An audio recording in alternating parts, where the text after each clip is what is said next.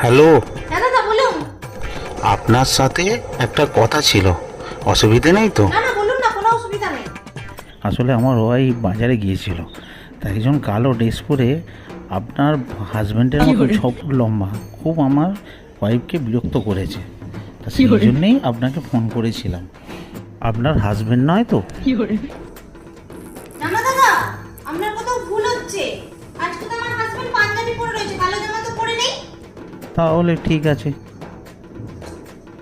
কি হয়েছে গো?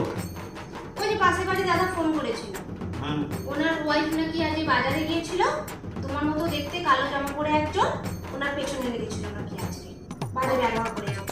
বাবা, আমার মতন দেখতে বাজে ব্যবহার করছে? তবা তবা তবা। কি যে বলে সব। তাই বলো, প্রচন্ড গরম পড়েছে।